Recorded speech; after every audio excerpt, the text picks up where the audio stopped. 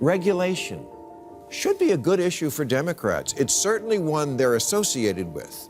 And I think the average voter would agree that banks and chemical plants and drug companies need watching. Telling a company, you can't dump the waste from your hog farm straight into the water supply. We're mostly all for that.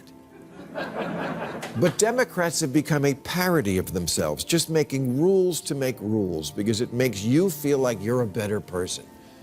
Making sure that everything bad never happens again, which you can never fully do. It just makes everyone else's life a drag. The Biden infrastructure bill has a provision that requires all new cars to install an alert system that goes off when you leave a baby in the back seat, which is something done only by crackheads and people who sadly, yes, do it on purpose. And after every one of us winds up bearing the cost for cars to install this alarm, you know who's going to ignore it?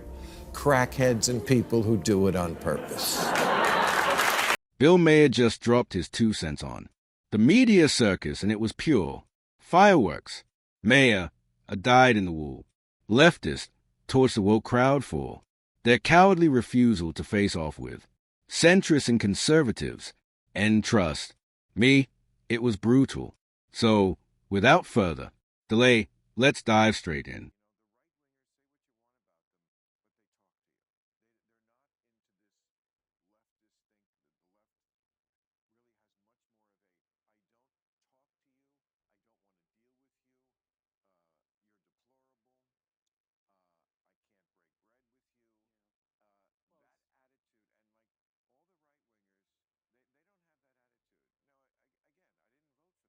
Bill Maher just dropped an honest submission, and from the look of things, his inching closer to the center.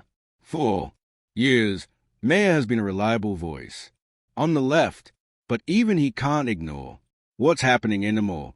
He points out that the modern left has completely abandoned meaningful debate. Instead of engaging, they retreat into their safe bubbles and echo chambers, sealing themselves off from reality. Maher's frustration is clear. How can progress be made when one side refuses to even acknowledge opposing arguments? It's a wake-up call the left desperately needs, but continues to ignore. He sat here. He's a human being. He's not a monster. And a husband and a father. Yes, and I liked him. I liked them all. They're all nice people when you meet them in person, and they're not as crazy as they would. Nobody's as crazy as they make them out to be. And that right there is Maher's biggest issue with today's left: the instant demonization of anyone who dares to disagree with them on policy. You're a monster. Question their narrative. You're suddenly a dictator. Push back even slightly. Congratulations, you're now a fascist. This knee-jerk labeling doesn't just shut down conversation. It poisons it. Instead of engaging in healthy, meaningful debate, the left creates caricatures of their opponents, making it easier to vilify them. The end result, the right becomes an open target for unhinged attacks from those who can't handle real dialogue, only cheap name-calling. Pressing enough. Having just had a birthday and being 66, please don't ask me to start doing grown-up things like run for president. A few weeks ago, Fox News' Dana Perino, a former Bush press secretary, suggested that the Democrats should recruit me to run for president, which is kind of special because it means that in the space of 20 years, Bush press secretaries have gone from telling me I need to watch what I say. They need to watch what they say, watch what they do, and this is not a time for remarks like that. There never is. They've gone from that to wondering if I should run for president. It'll be interesting to see if Bill Maher is recruited to run for the presidency. Bill Maher might never openly admit it, but a large chunk of his views already align with right-leaning ideology. Sure, he still wears the badge of a liberal, but when you cut through the noise, his critiques of cancel culture, woke, extremism, and the suffocating intolerance of the left echo far more with conservatives and progressives. That's why some commentators and journalists are openly speculating about what a Maher run for office could look like, specifically under the Republican banner. Imagine that a lifelong liberal suddenly embraces a political weapon by the very side he once sparred with. Many flaws, but you can't accuse me of maturing.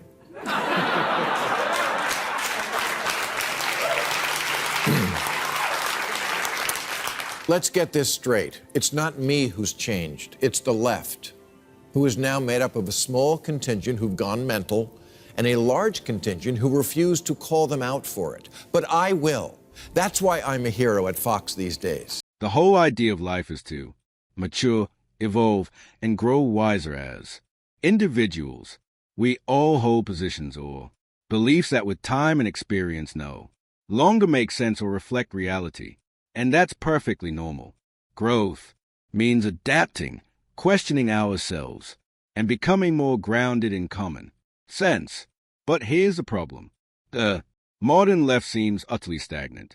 Instead of evolving, they cling to rigid, outdated, and often anti-common sense ideals. Worse, they refuse to engage with anyone outside their bubble, or concede even an inch while the rest of us grow seer and wiser. They remain frozen in denial. Shows just how much liberals have their head up their ass, because if they really thought about it, they would have made me a hero on their media. But that can't happen in this ridiculous new era of mind-numbing partisanship, where if I keep it real about the nonsense in the Democratic Party, it makes me an instant hero to Republicans. The same thing happened in reverse to Darth Vader's daughter, Liz Cheney, who is now a hero to liberals simply because she recognizes Biden did not steal the last election. What a sad commentary. It's almost comical how allergic liberals are to criticism. The second you dare hold up a mirror to their flaws, they don't pause to reflect. They throw a tantrum and cut you off like you've committed a crime. Just ask Bill Maher.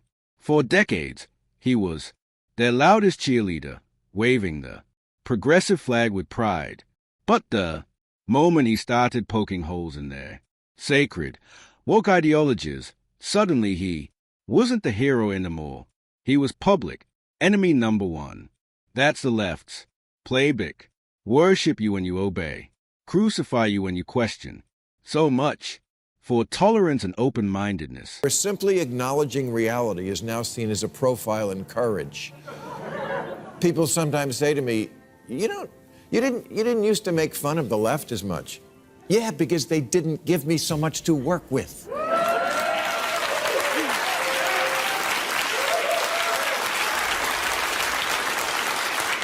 The oath of office I took was to comedy.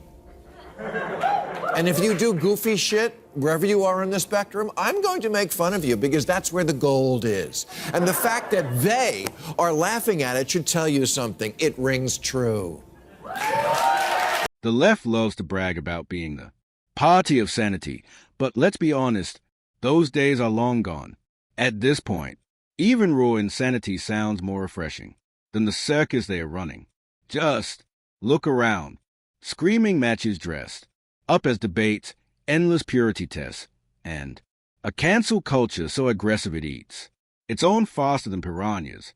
And the best part, a few brave leftists are finally whispering what the rest of us already know, that the movement has gone completely toxic.